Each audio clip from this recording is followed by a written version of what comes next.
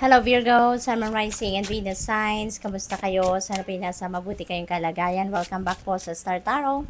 Kung bago kayo rito, welcome din kayo. Thank you sa inyong support. I truly appreciate it. God bless you all. Virgo, we have change. Ayan, you are up for change, Virgo, which is really good.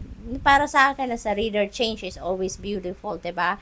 Kasi lagi tayong merong pagkakataon na baguhin, no, ang ating sitwasyon for the better. Lagi tayong may pagkakataon na i-reshape yung buhay natin, 'di ba? The way we want it, 'di ba? So, sabi dito, you are transforming, let go of the past, embrace the light and joy of this new day. Ayan, no, napaka-sweet naman.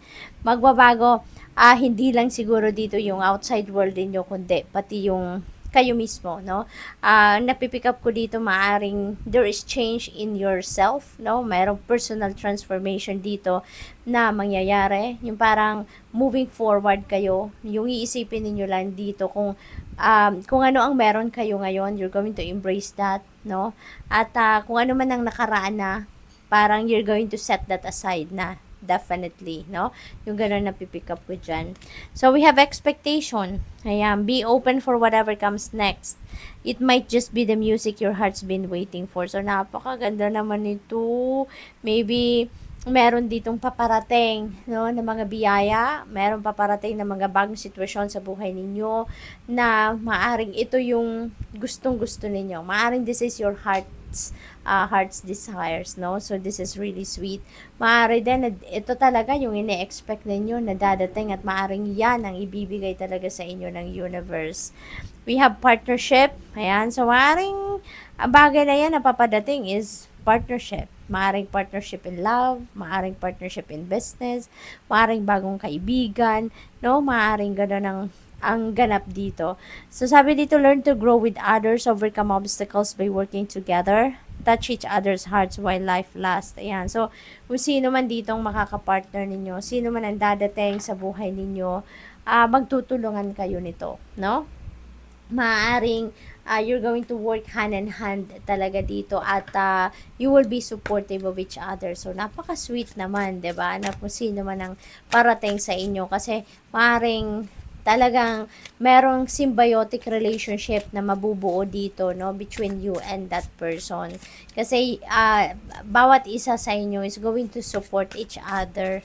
So, we have meditation. Maybe ito din ang kailangan ninyo sa ngayon, Virgo, kasi siguro matagal na din kayong hindi nakakapag-meditate. Maaring matagal na din kayong hindi nakakapagbigay ng oras, panahon, atensyon sa sarili ninyo. Kaya siguro parang maybe fragmented ang isip ninyo all over the place. Maaaring ganon. Kaya kailangan ninyo mag-meditate para mag-ground din yung inyong sarili and you can get back to your focus, diba? Or concentration. Communication. Ayan, communication. Maaaring meron kayong sulat na padating, email, text message, call, maaring ganon. Kaya, i-monitor ninyo mga communication lines ninyo, yung mga social media accounts ninyo. Baka may mga messages dyan, text message, tignan ninyo, his call history ninyo. Baka kasi may na-miss kayong tawag, at least you can call back. Diba? Maaring merong importanteng communication na paparating dito sa inyo. Okay? So, we have enthusiasm, ayan, which is really good. Kasi, di ba, you're up for change. Tapos, meron kayong enthusiasm. So, most likely, kung ano man itong minimithi ninyong baguhin or i-create ninyong pagbabago sa buhay ninyo, talagang siguro you're super excited about that. Mataas talaga yung adrenaline ninyo, parang on the go kayo, you really want to achieve kung ano man yung change na gusto ninyong mangyari siguro sa buhay ninyo. So, go for it. No, Virgo, go for it. So, what else? Masyadong marami yan. Parang kalahati ng kalahati ng deck bumagsak. So, tignan natin kung ano ang matganap pa. We have Nine of Wands. Very beautiful. Very beautiful. Napakaganda ng Nine of Wands energy, lalong-lalo na pagdating sa pera, no?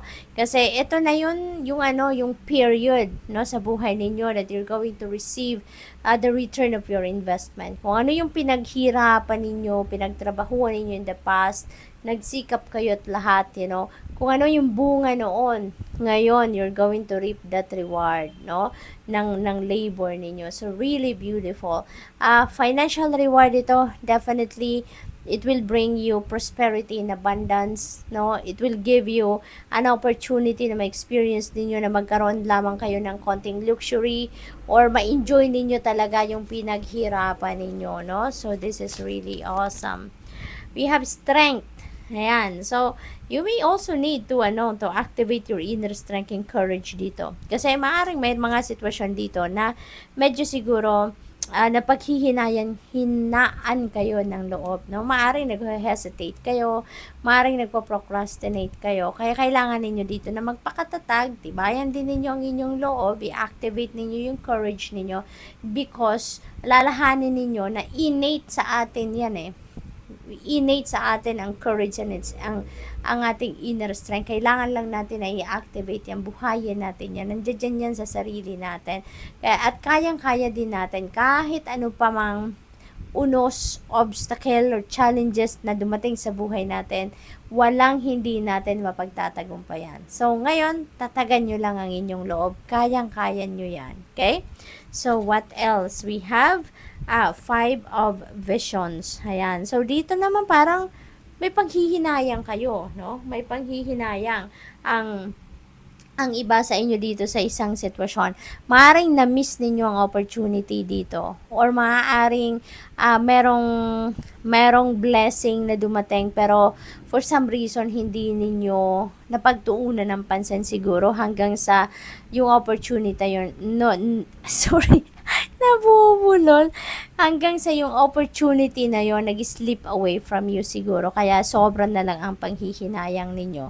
Pero Virgo, lagi din nating tatandaan na kung ano yung para sa atin, whatever it is that is meant for us, it will not pass you by. Babalik at babalik ang pagkakataon na mapupunta pa rin sa inyo kung ano man yan, no? If it's really meant for you.